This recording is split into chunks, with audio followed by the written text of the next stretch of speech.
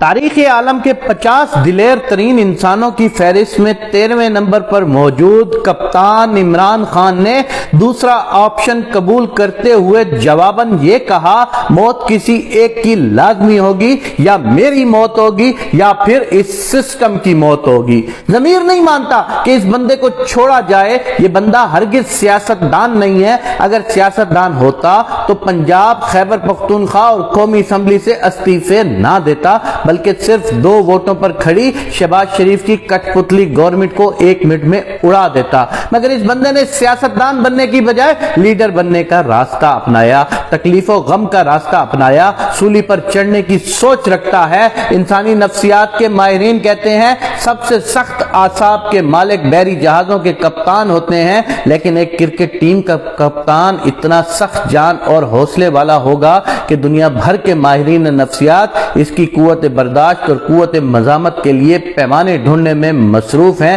لیکن ابھی تک یہ اندازہ لگانے میں ناکام ہے کہ کپتان کے اعصاب کتنے مضبوط ہیں۔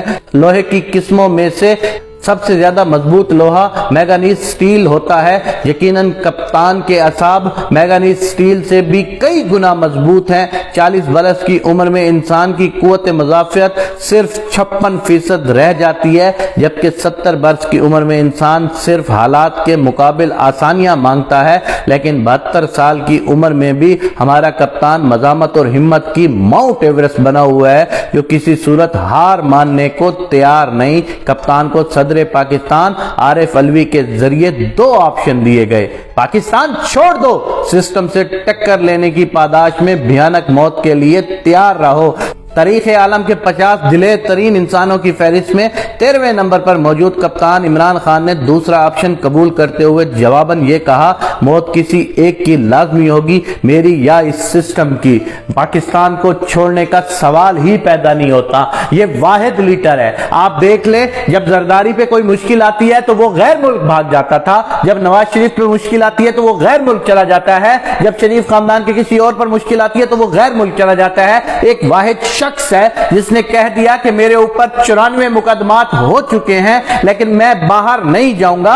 اس کا نام بھی ECL میں نہیں ڈالا کیونکہ اسٹیبلشمنٹ کو بھی پتا ہے کہ یہ شخص باہر نہیں جائے گا۔ اس کا جینا، اس کا مرنا پاکستان میں ہے۔ تو ارے بیوقوف پاکستانیوں، تم کس چیز کی سوچ میں ہو؟ تمہیں انتظار کس کا ہے؟ کیا تم قیامت کے انتظار میں ہو جب تمہارے ہر گھر میں کرپشن کا انبار لگا ہوگا، تمہارے گھروں میں روٹی کھانے کی نہیں ہوگی، تمہارے گھروں میں تمہاری آل اولاد ایک دوسرے کو چھین چھین کے نوچ نوچ کے کھا چکی ہوگی؟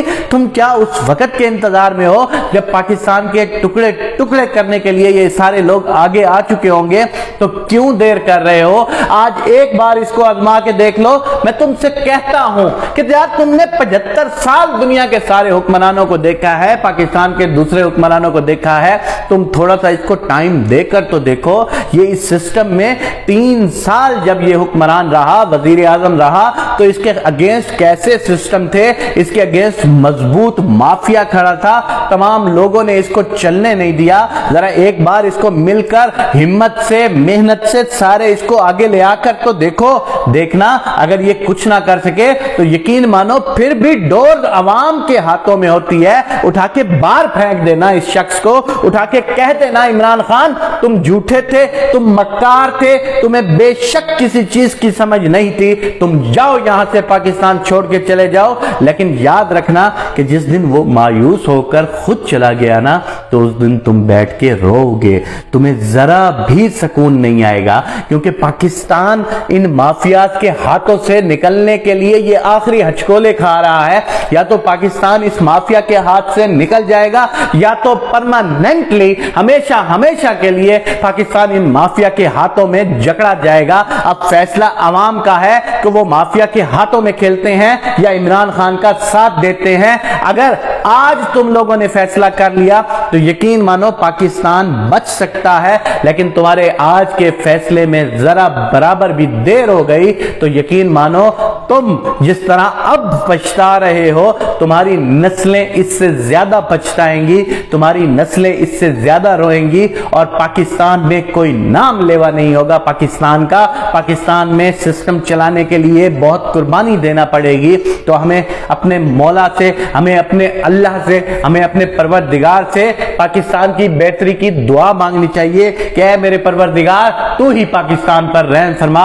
اگر تو دیکھتا ہے، کیونکہ دلوں کے بھید تو ہی سب سے بہتر جانتا ہے، اگر عمران خان پاکستان کا سچا لیڈر ہے تو پھر اس کی مدد فرما، اگر اس کے دل میں بھی کوئی ایسی ویسی بات ہے تو پھر عوام کو حوصلہ اور شعور عطا فرما۔ آمین یا رب العالمین۔